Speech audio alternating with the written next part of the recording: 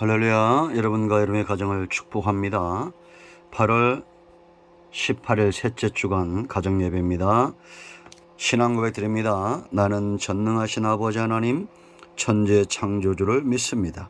나는 그의 유일하신 아들 우리 주 예수 그리스도를 믿습니다. 그는 성령으로 잉태되어 동정녀 마리아에게서 나시고 본디오 빌라도에게 고난을 받아 십자가에 못 박혀 죽으시고 장사된 지 사흘 만에 죽은 자 가운데서 다시 살아나셨으며 하늘에 오르시어 전능하신 아버지 하나님 우편에 앉아 계시다가 거기로부터 살아있는 자와 죽은 자를 심판하러 오십니다. 나는 성령을 믿으며 거룩한 공교회와 성도의 교제와 죄를 용서받는 것과 몸의 부활과 영생을 믿습니다. 아멘. 자, 말씀은 시편 44편 9절 말씀부터 보겠습니다. 그러나 이제는 주께서 우리를 버려 욕을 당하게 하시고 우리 군대와 함께 나아가지 아니하시나이다.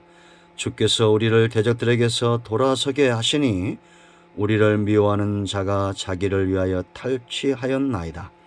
주께서 우리를 잡아먹힐 양처럼 그들에게 넘겨주시고 여러 민족 중에 우리를 흩으셨나이다. 주께서 주의 백성을 헐값으로 파시며 그들을 판값으로 이익을 얻지 못하셨나이다. 주께서 우리로 하여금 이웃에게 욕을 당하게 하시니 그들이 우리를 둘러싸고 조소하고 조롱하나이다. 주께서 우리를 뭇백성 중에 이야기거리가 되게 하시며 민족 중에서 머리를 흔들물 당하게 하셨나이다. 나의 능력이 종일 내 앞에 있으며 수치가 내 얼굴을 덮었으니 나를 비방하고 욕하는 소리 때문이요 나의 원수와 나의 복수자 때문이니이다. 이 모든 일이 우리에게 임하였으나 우리가 주를 잊지 아니하며 주의 언약을 어기지 아니하였나이다. 우리의 마음은 위축되지 아니하고 우리의 걸음도 주의 길을 떠나지 아니하였으나 주께서 우리를 승냥이의 초소에 밀어 넣으시고 우리를 사망의 그늘로 덮으셨나이다. 우리가 우리 하나님의 이름을 잊어버렸거나 우리 손을 이방신에게 향하여 폈다면 하나님이 이를 알아내지 아니하셨으리까. 무릇 주는 마음의 비밀을 아시나이다. 아멘. 거기까지 보겠습니다. 자, 여러분, 이 시편 44편은 히스기야의 기도다 그랬습니다. 우리가 두 번째 시간을 지금 두 번에 걸쳐서 이 말씀을 묵상하고 있는데요. 열왕기하 19장과 20장을 보면 히스기야의 기도가 응답되는 것을 우리가 볼 수 있습니다. 왜 그가 이런 기도의 응답을 받았다고 우리가 살펴봤죠. 확신, 그가 기도했던 확신이 있습니다. 두 가지 우리가 살펴봤죠. 하나는 3절에 있는 대로 주께서 그들을 기뻐하셨다. 하나님이 이스라엘 백성들을 애굽에서 이끌어내시고 가나안 땅을 그들에게 주시고 그 땅에 뿌리 박게 하시고 그들을 번성하게 하셨던 이유, 그들에 앞서 나가면서 전쟁하시고 문제를 해결했던 이유는 하나님이 모세에게 속한 그 백성을 기뻐하셨다는 겁니다. 이 또한 히스기야가 기도했던 이유인데 히스기야와 그의 백성도 하나님은 여전히 기뻐하시는 거예요. 왜? 언약 백성이기 때문입니다. 그렇다면 여러분, 지금도 저와 여러분은 우리의 가정을 하나님이 기뻐하실까요? 안 기뻐하실까요? 안 기뻐하시면 큰일 나죠. 예수 믿는 순간 우리는 언약 백성입니다. 하나님이 기뻐하는 백성입니다. 그러므로 어떤 문제가 있다 한들 하나님이 자기 백성을 버리지 않습니다. 여러분, 하나님이 기뻐하심을 입은 여러분들은 하나님 앞에 나아가 기도할 수 있습니다. 그런가 하면 그 이름을 의지했다 이렇게 말하죠. 그 이름을 의지하여 5절 말씀 8절 말씀 의지하고 적들을 밟고 의지하고 자랑하고 찬송하고 감사하고 하나님의 이름은 성도에게 깃발과 같아요. 요한복음 14장 13절 14절인 대로 우리가 무엇이든지 예수님의 이름으로 기도하면 응답하신다는 약속입니다. 깃발을 많이 흔들시기 바랍니다. 간증을 많이 유산으로 남겨주시기를 축원드립니다. 자, 세 번째, 이제 그가 이렇게 확신 있게 기도하는 이유가 있습니다. 이 모든 일들을 행하시는 분이 하나님이시라는 겁니다. 지금 산헤립이 침공해 오고,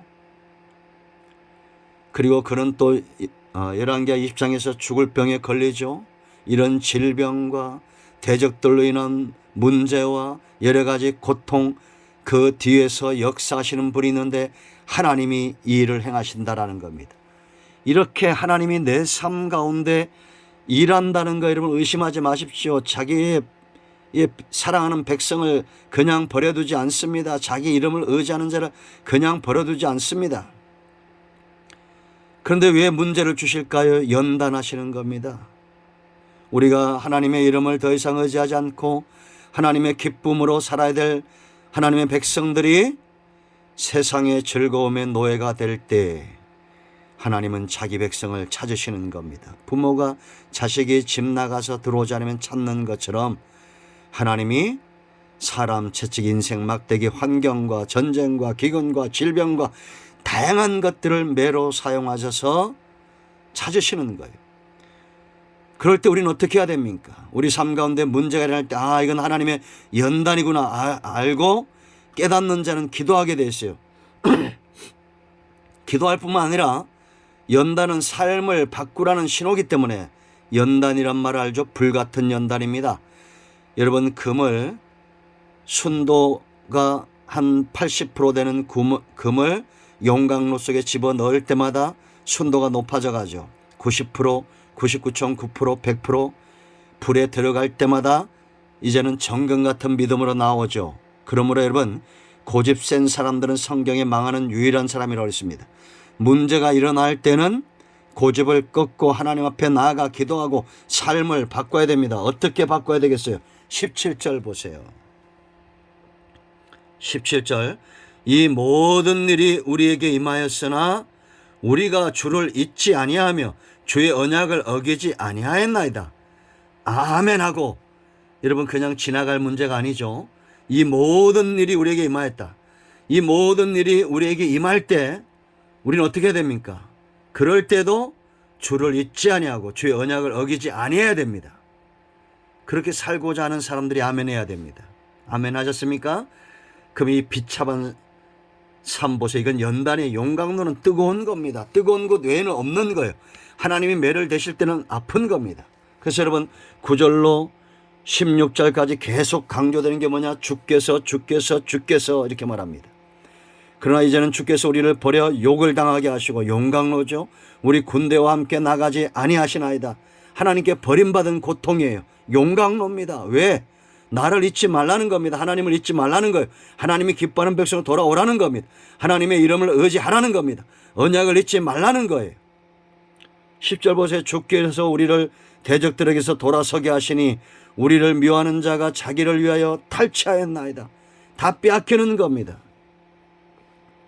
돈을 버는 것 같지만 나가는 것이 더 많습니다. 뭔가 얻는 것이 없어요. 다 빼앗겨. 왜? 연단입니다. 용광로에 돌아오라는 겁니다. 주께서 우리를 잡아먹힐 양처럼 그들에게 넘겨주시고 여러 민족 중에 우리를 흩으셨나이다. 여러분, 이게 그냥 우리가 쉽게 그냥 아멘하고 넘어갈 문제입니까? 하나님이 우리를 흩으시고 찢으실 때가 있어요. 주께서 주의 백성을 헐값으로 파셨다는 겁니다. 우리가 세상에서 비참하게 되고 속된 말로 똥값이 되고 사람들에게 비난과 조롱거리가 되는 겁니다. 이익이 없어요. 하나님에게도. 주께서 우리로 하여금 이웃에게 욕을 당하게 하시니 그들이 우리를 둘러싸고 조소하고 조롱하나이다. 내 주변에 어떤 사람이 많습니까? 나를 보면서 하나님을 발견하고 복음을 발견하고 하나님께 영광을 돌리고 감사하고 그 나를 업신여기고 조소하고 조롱하고, 주께서 우리를 뭇백성 중에 이야기거리가 되게 하시며 민족 중에서 머리를 흔들림 당하게 하셨나이다. 나의 능력이 종일 내 앞에 있으며 수치가 내 얼굴을 덮었으니 나를 비방하고 욕하는 소리 때문이요 나의 원수와 나의 복수자 때문이니이다.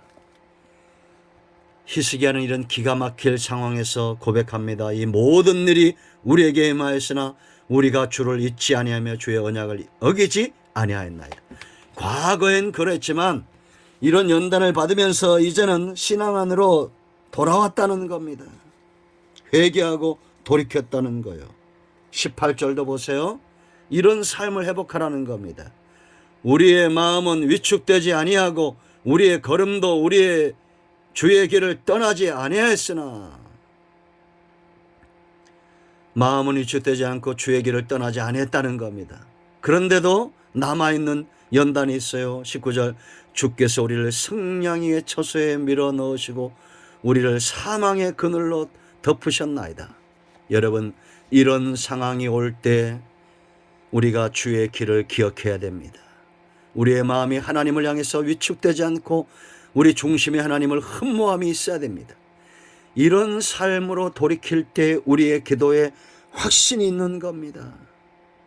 여러분과 여러분의 가정에 이와 같은 은혜가 있기를 축원드립니다. 세 번째, 20절 말씀을 보세요. 우리가 우리 하나님의 이름을 잊어버렸거나 우리 손을 이방신에게 향하여 폈다면, 그럽니다. 하나님의 이름을 잊어버리지 않고 우상 숭배하지 않았다는 겁니다. 이런 사람들이 있습니다. 이런 모든 어려움이 오면 무당을 찾거나 절에 가서 빌거나 나무에 빌고 돌에 빌고, 이사야 44장 읽어보세요. 말 못하는 돌덩어리, 말 못하는 나무에게 비는 이유가 어디 있습니까? 그들의 생각이 허망하여졌기 때문입니다. 하나님은 살아계시는 하나님을 찾지 않기 때문입니다. 영적으로 죽었다는 거예요. 그런데 히스기야는 우상에게 절하지 않았습니다. 사울왕은 무당을 찾아가죠. 엔돌의 무당을 찾아가고 그 위기를 극복하려고. 이 땅에서 여러분, 사탄도 잠깐 잘되고 우리를 영원한 지옥으로 끌고 가기 위해서 이 땅에 소망을 두게 하고 이 땅이 전부라고 생각하게 만듭니다. 양심이 굳어지고 화인맞게 만들어요. 정신 차려야 됩니다. 우리는 승냥이의 처소에 밀어넣은 것, 마치 늑대의 굴 속에 들어가 있는 것 같고 곰의 이빨, 사자의 이빨 가운데 있는 것 같아도 그때도 하나님의 이름을 잊어버리지 말고, 우리가 아무리 어렵다고 무당이나 우상숭배자들에게 찾아가면 안 됩니다. 어디 뭐 예언기도 한다, 무당들입니다. 그거 전부 가짜들이에요. 우리 안에 있는 기름 부으심에 주목하세요. 이 시대는 그런 시대입니다. 우리 안에 있는 성령의 역사, 하나님의 신이 성도들에게 있습니다. 우상에게 팔리면 안 됩니다. 이런 삶으로의 전환, 변화, 히스기야와 그와 함께 했던 백성들이 이제는 불같은 연단 가운데서 하나님을 온전히 기뻐하고 하나님의 이름을 의지하는 이 모든 일의 뒤에 하나님이 계심을 알고 하나님을 향한 더 뜨거운 신앙으로 나아간 겁니다. 위기가 오고 이런 비바람이 불 때 하나님께 더 뜨거운 신앙으로 나가지 않는 자는 평탄하고 행복하고 모든 것이 잘 될 때 하나님을 의지할 것 같죠? 그러지 않습니다. 잠깐 감사할 뿐이지 위기가 오면 또 금방 끓는 냄비처럼 하나님을 배신해요. 그런 삶에서 떠나야 됩니다. 어떤 위기가 와도 하나님은 여전히 우리와 함께 있다. 구름이 아무리 짙어도 저 뒤에 하나님이 있다. 견디는 자, 무지개를 보는 겁니다. 비바람을 견뎌내고 폭풍을 견뎌낸 자, 무지개 언약 가운데 나타나게 될 것이에요. 기도합니다. 여러분의 가정이 이와 같이 되기를 축복합니다. 이제 가정이 마무리 기도하고 합심 기도하고 주님 가르친 기도로 예배를 마치시 바랍니다. 오늘도 응답이 여러분과 여러분의 가정에 임하였습니다. 아멘. 할렐루야.